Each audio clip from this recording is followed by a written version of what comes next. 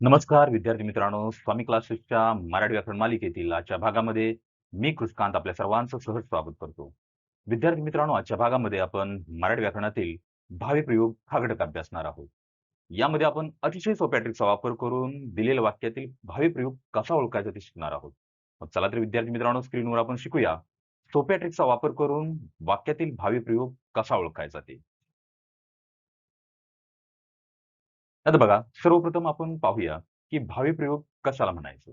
बघा, जेव्हा वाक्यातील क्रियापदाचं रूप हे कर्त्याच्या किंवा कर्माच्या लिंगवचनाप्रमाणे बदलत नसून ते नेहमी तृतीयपुरुषी, नपुंसकलिंगी, एकवचनी असून स्वतंत्र असते, त्या रचनेला आपण भावी प्रयोग असं म्हणतो. भावी प्रयोग म्हणजे नेमकं काय बघा, की दिलेलं जे वाक्य असेल, त्या वाक्यातील कर्ता असेल, कर्म असेल, यांचं लिंगवचन जरी बदललं, तरी क्रियापदाचं रूप बदलत नाही. क्रियापदाचं रूप आहे तसंच मूळ रूपात राहतं. त्या रचनेला भावी प्रयोग असं म्हणतात. आपण कर्तरी प्रयोगामध्ये विद्यार्थी मित्रांनो पाहिलं, की कर्तरी प्रयोगामध्ये कर्त्याचं लिंगवचन बदलल्यानंतर क्रियापदाचं रूप बदलत होतं. आपण कर्मणी प्रयोगामध्ये पाहिलं, की कर्माचं लिंगवचन बदलल्यानंतर क्रियापदाचं रूप बदलत होतं. पण इथं बाह्य प्रयोगामध्ये भले वाक्यातील जो कर्ता असेल, कर्म असेल, त्या कर्त्याचं कर्माचं जरी लिंगवचन बदललं, तरी क्रियापदाच्या रूपावर काही फरक पडत नाही. क्रियापदाचं जे रूप आहे, ते तसंच राहतं, मूळ रूपात राहतं. म्हणून या रचनेला भावी प्रयोग असं म्हणतात. समजलं? लक्षात एवढं ठेवायचं, भावी प्रयोग म्हणजे काय? तर भावी प्रयोगात जे वाक्य दिलं असेल, त्या वाक्यातील जो कर्ता असेल, जो कर्म असेल, त्या कर्त्याचं कर्माचं लिंगवचन जरी बदललं, तरी वाक्यातील क्रियापदाच्या रूपावर फरक पडत नाही. ते आहे तसंच राहतं.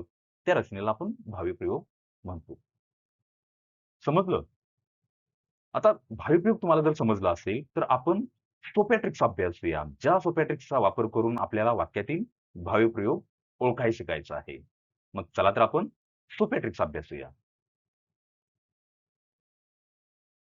बघा, सोप्या ट्रिक्समध्ये पहिली ट्रिक आहे, की जे वाक्य दिलं असेल, त्या वाक्यातील जो कर्ता असेल, त्याला प्रत्यय असेल. कुठला? ने, एसी किंवा ला, ना आणि जे कर्म असेल, जर कर्म असेल, त्या कर्मालाही प्रत्यय असतो. समजलं? पहिलं लक्षात ठेवायचं, जे वाक्य दिलं असेल, त्या वाक्यातील जो कर्ता असेल, कर्त्यालाही प्रत्यय असेल. दुसरं, जर वाक्यात कर्म असेल, तर कर्मालाही प्रत्यय असेल. म्हणजे वाक्यातील कर्त्याला प्रत्यय, कर्माला प्रत्यय आणि क्रियापदाचा जो उच्चार आहे, तो ए असा होतो. म्हणजे बघा उदाहरणार्थ, मारले, केले, सुचवले. समज ए असा उच्चार होतो क्रियापदाचा आणि ते नेहमी स्वतंत्र असतं. आलं लक्षात? पहिली ट्रिक काय? वाक्यातील जो कर्ता असेल, कर्त्याला प्रत्यय, कर्माला प्रत्यय, क्रियापदाचा जो शब्द असतो, त्याचा उच्चार ए असा होतो. उदाहरणार्थ सुचवले, केले, मारले, आवडले. समजलं? आता बघा, आता मी बघितलं, की वाक्यातील कर्त्याला माझ्या प्रत्यय आहे, कर्माला प्रत्यय आहे, क्रियापदाचा जो शब्द आहे, त्याचा उच्चार ए होतोय. 100% तो भावी प्रयोग. पण आणखीन मी काय बघणार? जो कन्फर्मेशन काय घेणार, की वाक्यातील जो कर्ता आहे, जर कर्म असेल, त्याचं लिंगवचन बदलून बघणार आणि लिंगवचन बदलल्यानंतर जर क्रियापदाचं रूप बदललं नाही, ते आहे तसंच राहिलं, 100% माझा भावी प्रयोग आहे. समजलं? सोपी ट्रिक्स. पहिलं, जे वाक्य असेल, कर्त्याला प्रत्यय, कर्माला प्रत्यय, क्रियापदाचा जो शब्द असेल, त्याचा उच्चार ए न होईल. दुसरं, वाक्यातील कर्त्याचा कर्माचं लिंगवचन बदलून बघणार, क्रियापदाचं रूप जर बदललं नाही, 100% माझा भावी प्रयोग. आता ह्याच सोप्या ट्रिक्सचा वापर करून आपण काही उदाहरणं समजावून घेऊया.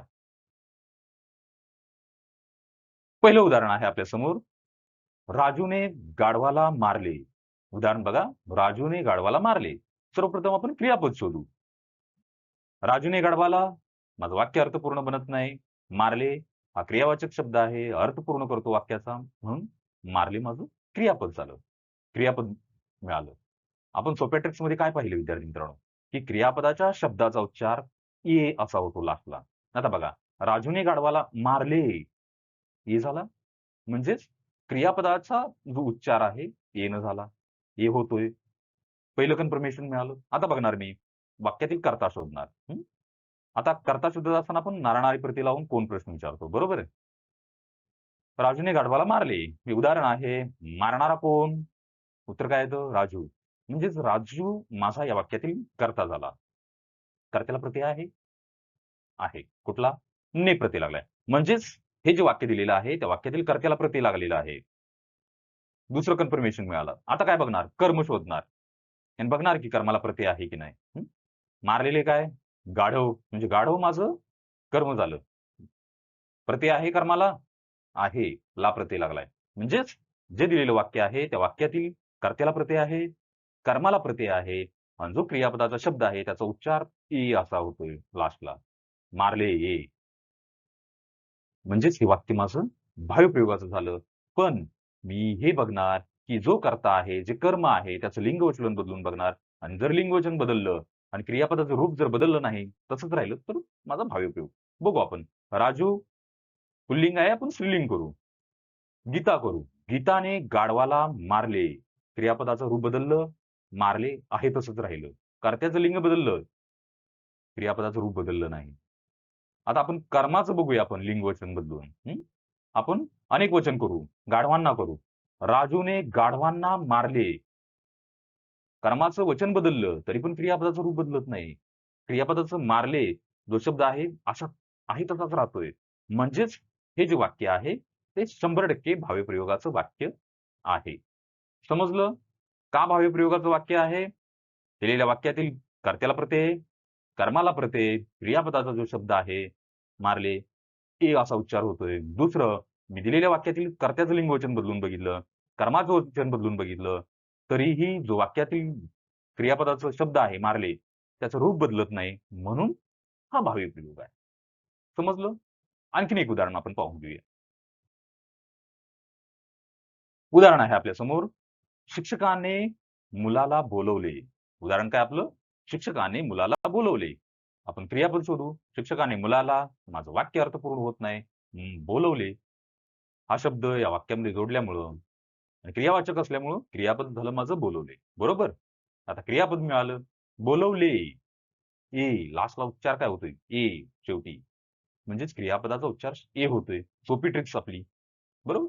आता मी कर्ता शोधणार. या वाक्यातील माझा कर्ता कुठला असेल विद्यार्थी मित्रांनो? बोलवणारा कोण? शिक्षक. शिक्षक माझा कर्ता आहे. शिक्षकाला प्रत्यय आहे? आहे. ने प्रत्यय लागलाय. म्हणजेच या वाक्यातील जो कर्ता आहे, त्या कर्त्याला प्रत्यय आहे. या वाक्यातील माझं कर्म कुठलं असेल? मुलाला. बरोबर? मुलाला प्रत्यय आहे? आहे. ला प्रत्यय. म्हणजेच दिलेल्या वाक्यातील कर्त्याला प्रत्यय आहे, कर्माला प्रत्यय आहे आणि जो क्रियापदाचा शब्द आहे, त्या शब्दाचा उच्चार शेवटी ए असा होतोय. बोलवले. ए. म्हणून हे वाक्य भावप्रयोगाचं आहे. पण मी बघणार की जे वाक्य दिलेलं आहे त्यातील कर्ता आणि कर्माचं लिंगवचन बदलून बघणार. बघणार की क्रियापदाचं रूप बदलतंय की आहे तसंच राहतंय. बघा, शिक्षक पुल्लिंग आहे, आपण लिंग बदलूया. शिक्षिका करू आपण. शिक्षिकाने मुलाला बोलवले. लिंग बदललं, क्रियापद माझं बदललं. बोलवले आहे तसंच राहिलं. कर्माचं लिंग बदलून बघूया.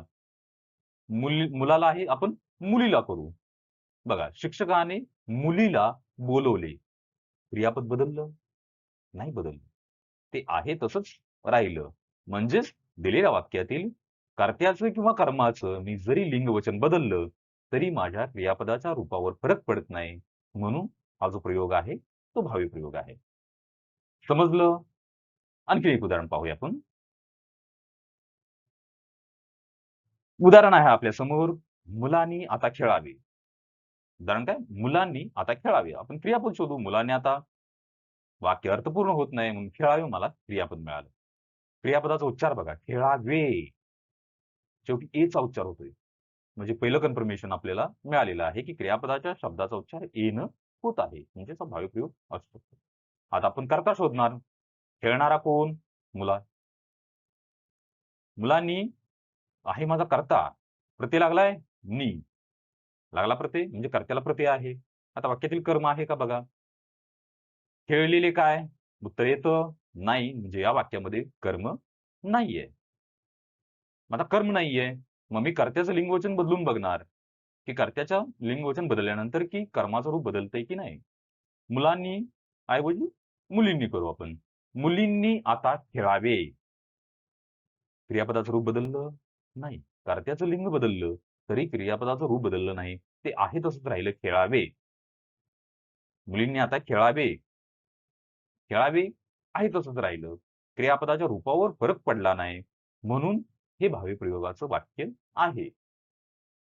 समजलं?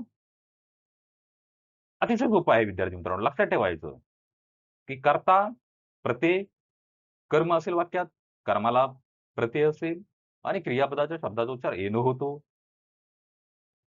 कर्त्याचं किंवा कर्माचं लिंगवचन बदललं, तर क्रियापदाचं रूप बदलत नाही. ते आहे तसंच राहतं. म्हणजे 100% भावी प्रयोग. समजलं?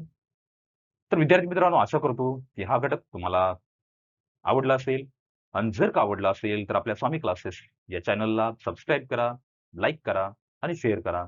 जेणेकरून हा घटक अधिकाधिक आपल्या विद्यार्थी मित्रांपर्यंत पोहोचेल.